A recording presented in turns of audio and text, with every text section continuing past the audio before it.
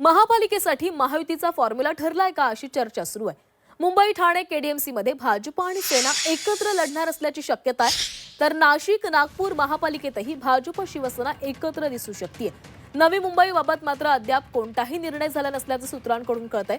पुणे पिंपरीमध्ये भाजप आणि राष्ट्रवादी वेगवेगळे लढणार असल्याचंही बोललं जातंय। विश्वसनीय सूत्रांनी झी24 तासला या संदर्भात ही महत्त्वाची माहिती दिली आहे।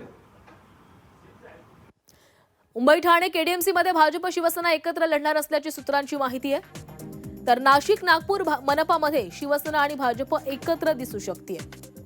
पुणे पिंपरीमध्ये भाजप आणि राष्ट्रवादी वेगळे लढणार असल्याचं कळतंय। नवी मुंबईबाबत मात्र अद्याप कोणताही निर्णय झालेला नाही।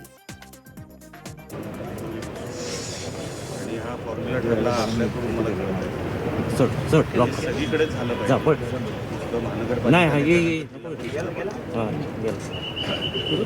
जे आम्ही सातत्याने सांगतोय की महायुतीमध्ये आपण लोकसभा लढतो, विधानसभा लढतो, सगळ्याच निवडणुका महायुतीमध्ये लढल्या गेल्या पाहिजे। माझ्यासारखे कार्यकर्ता अतिशय आनंदी आहे, समाधानी की ही महायुती ठाण्यामध्ये होणार आहेत का, कल्याणमध्ये होणार आहेत का, डोंबिवलीमध्ये होणार आहे का, पुणे पिंपरी चिंचवडमध्ये होणार आहे का। म्हणजे फक्त मुंबईसाठी सत्ताचा वाटप आणि विशेषतः सत्ताकरणच्या नावाखाली अर्थकरण करण्यासाठी सर्व एकत्र येत आहेत।